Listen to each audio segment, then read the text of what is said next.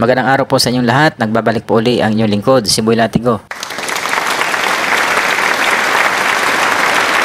Ngayon po ay bibigyan natin ng reaksyon ng isang pro-Marcos vlogger na ayon sa kanya ay pagmamayari na raw ng China ang NGCP Electric ng Pilipinas, at bukod pa dyan, ito raw po ay bininta na ni Digong sa China. At ang serbisyo ko po ay hindi para sa kanino mang politiko, kundi ang aking serbisyo ay para sa ating sambayanang Pilipino. At ito na nga po ang video. Sabay-sabay natin panoorin. At pagkatapos natin panoorin ay bibigyan po natin ng reaksyon upang hindi po malinlang, upang hindi po malason ang isipan ng sambayanang Pilipino. At sabay-sabay po nating sugpuin ang mga bias influencer na katulad nito upang hindi na po maghari-harian at hindi na mapahamak ang ating mga kababayang Pilipino. At ito na nga po ang video. Pasok!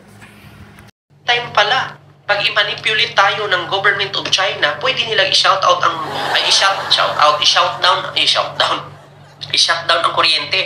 Yes! Kahit ngayong oras na to, kahit ngayong gabing to, pwede nilang gawing madilim ang buong Pilipinas. Okay, ikat muna natin ang video at bigyan natin ng reaksyon. Ang sabi niya, okay, nagpapaalala na siya na hindi raw fake news, ano? Actually, ang magsasabi niya na hindi fake news, ano?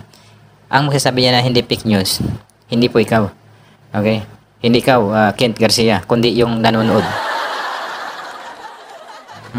Kasi ang nanonood po ay ini-evaluate niya yung bawat sinasabi ng vlogger, kung ito ba ay may katotohanan, ito ba ay kung yung information mo bang isinasalaysay ay galing sa credible source, at yung sino ang source mo at credible ba yung source mo. So ganun po, huwag mong pangunahan ang nanonood na sasabihin mo na hindi ito fake news. Hintayin mo muna, hintayin mo yung manonood na sila ang mag-comment. So sabi niya, mga DDS, huwag tanga. Huwag maging tanga at bobo. Mag-aral paminsan-minsan. So, hindi ako agree sa sinabi niya na ang mga DDS, tanga at bobo. Pero agree ako sa sinabi niya na mag-aral paminsan-minsan. Dapat ikaw muna, Kent Garcia, ang mag-aral. Kasi ikaw yung nagpapahayag ng mga critical issue. Okay? Ikaw yung nagpapahayag ng critical issue sa sambayan ng Pilipino. Dapat ikaw muna yung nag-aral. Huwag mong madaliin ang pag-vlog. Okay? Siguraduhin mo na yung vlog mo is makakatulong sa sambayan ng Pilipino. Okay? So siguraduhin mo yung serbisyo mo ay hindi perwisyo. So tama naman yung sinasabi niya na mag-aral, kasi baka mamaya yung mga sinasabi niya ay talaga puro mali. Okay? Baka mamaya yung sinasabi niya ay puro fake news. Kaya nga sabi niya, kaya nga pinapangunahan niya kaagad yung mga nanonood na hindi raw fake news. O bakit? Meron ka bang binabalita na fake news? Ito po, pakinggan ninyo. Hindi ito fake news. Mga DDS, huwag tanga, huwag bobo, mag-aral paminsan-minsan. Umutang sa pagdinig sa Senado na pwedeng makontrol ng China ang power grid ng Pilipinas base sa resulta ng pag-i-inspeksyon ng National Security Council sa mga pasilidad ng NGCP. Kaya naman nagkakaisa ang mga senador na dapat nang bawiin na ang 40% share ng China sa kumpanya. Nasa frontline ng balita niya, si Mayan Los Baños. Kumbinsido ang ilang senador na sa gitna ng agawan ng Pilipinas at China ng ilang teritoryo sa West Philippine Sea, malaking banta sa ating bansa na kabilang ang China sa mga may-ari ng National Grid Corporation of the Philippines. 40% ng NGCP ang hawak ng State Grid Corporation of China.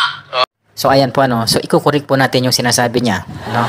Ikukorek po natin yung sinasabi niya kasi baka maraming tao, maraming Pilipino ang maniwala sa sinasabi niya na pwedeng manipulahin ng China ang ating electricity sa Pilipinas.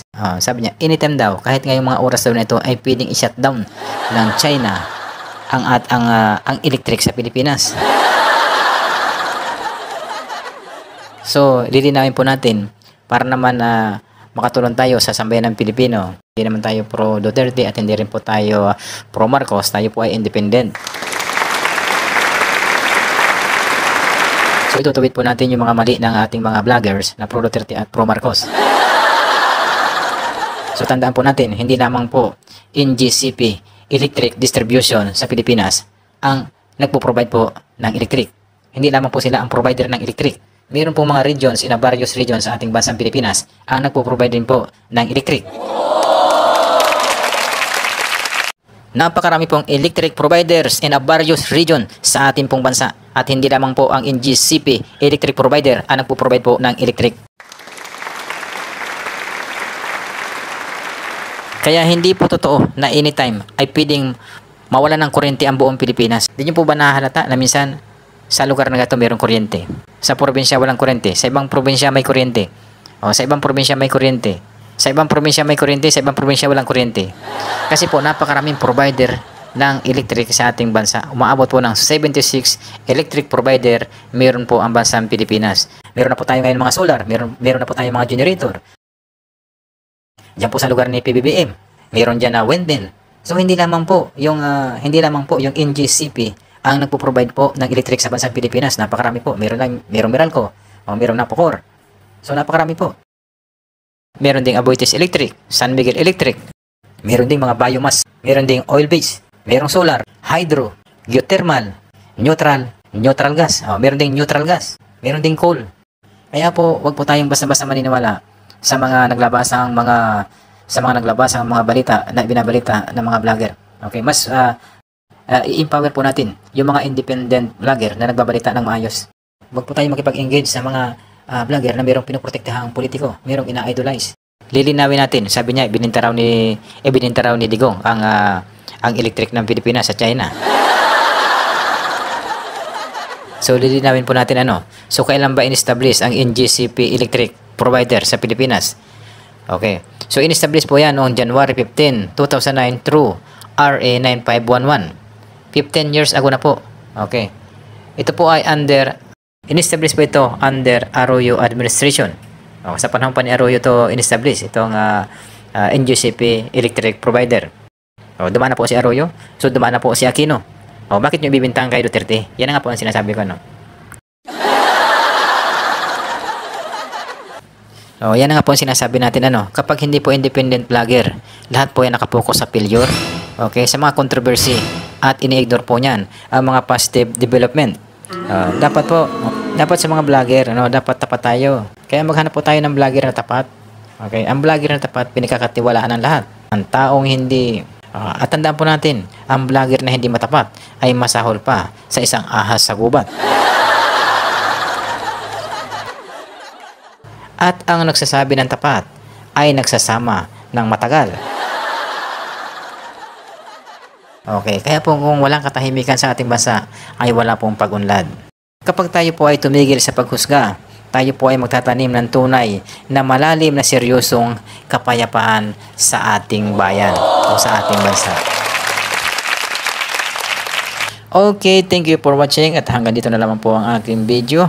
Huwag po natin kalimutang i-hit ang subscribe button pati na ang like button. Isama nyo na rin ang notification bell para maging updated po kayo sa lahat ng video na aking upload.